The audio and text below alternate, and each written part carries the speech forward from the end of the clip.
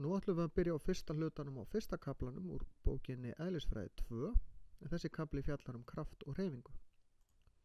Hreyfing breyting á stöðu eða staðsetningu hlutar. Við getum hort á lestina hérna eða bílinn sem var að keyra hérna fremmi og mynda þessi ljós. Og einhverjum tímapunkti var bílinn til dæmis hér og svo aðeins setna þá var hann komin hingað. Þá hafði orðið hreyfing á bílnum, hann hafði breytt stöðu frá því að vera hér yfir að vera hingað. Ef við mælum hvað þetta langt og hefum tekið tíman hvað bílinn var lengi að hreyfast þessa vegalengd, þá við geta mælt hraðan. Það að segja hversu hratt hann fór frá þessum stað yfir á þennan. Oft ferðumst við með jöfnum hraða en stundum þá breytist hraðin og það köllum við hröðun. Hröðun í raun annarkvort jákvæð þegar við erum að auka hraðan eða neikvæð þegar við minkum hraðan. Og það þannig að hreyfing í hring þegar við keyrum bíl í beygju eða erum að keyra í hringtorgi, þá stöðug hröðun í gangi þó svo að hraðamælirinn breytist ekki.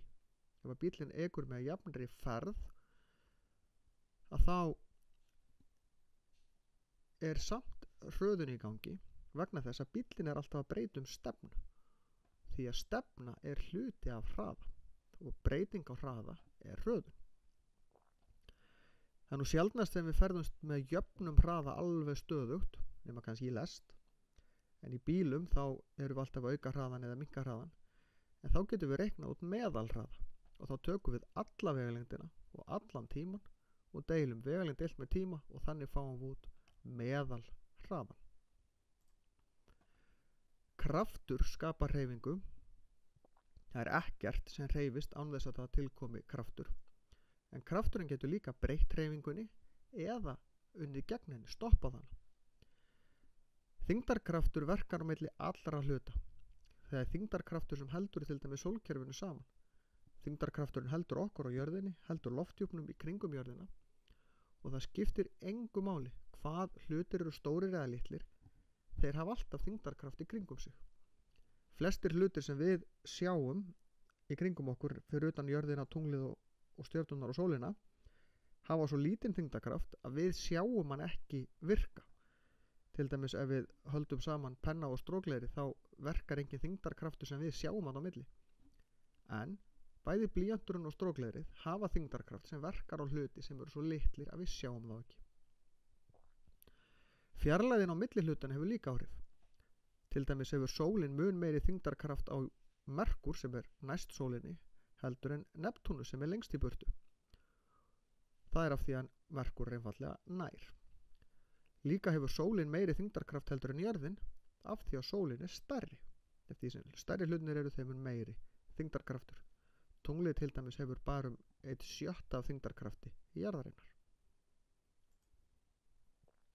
Kraftur mældur í einingunni Newton, táknað með stóru enni, og við notum kraftmæla til þess að mæla kraft. Kraftmælar eru svolítið eins og bara venjuleg vog, nema þeir gefa út eininguna Newton en ekki gram eða kíló.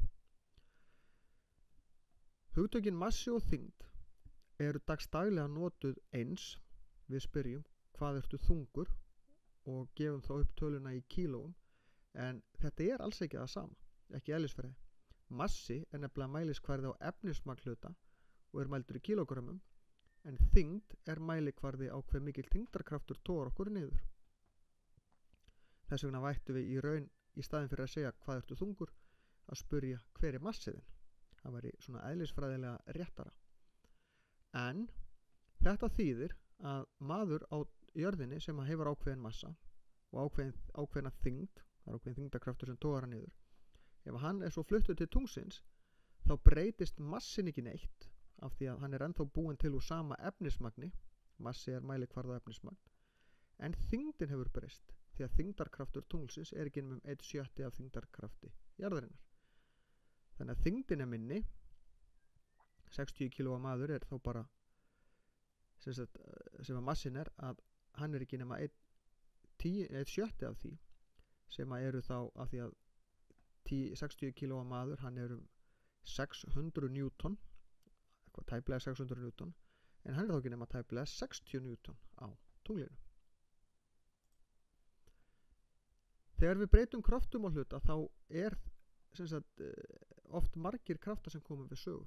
Sjáum þess að penna hérna, þeir liggja hérna á borðinu og það er eins og það verki engin kraftur á þá, en í raun verkar þyngdarkrafturinn á þá. Ef að ég ýti í þá, að þá þarf ég að yfirvinna kraftin sem heldur pennunum hérna föstum, og það fyrir eftir hvernig yfirborð á borðinu er, hvað er auðvelt að ýta þeim til.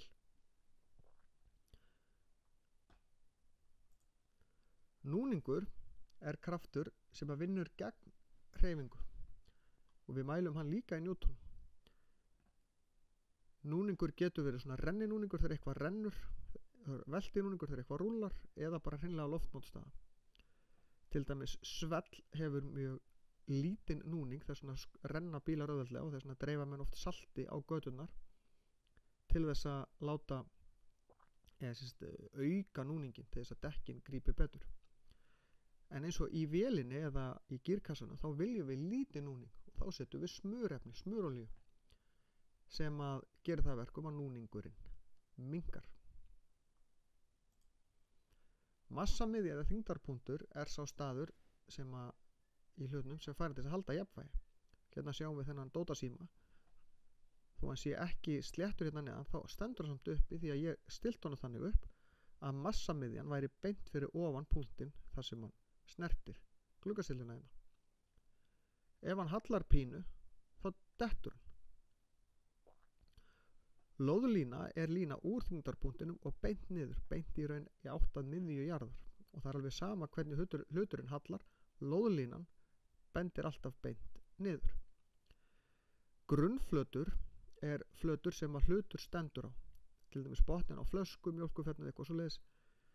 Það er alveg sama hvaða form við erum með, það er alltaf einhvers konar grunnflötur sem að hluturinn stendur á. Þá er þessu lokið.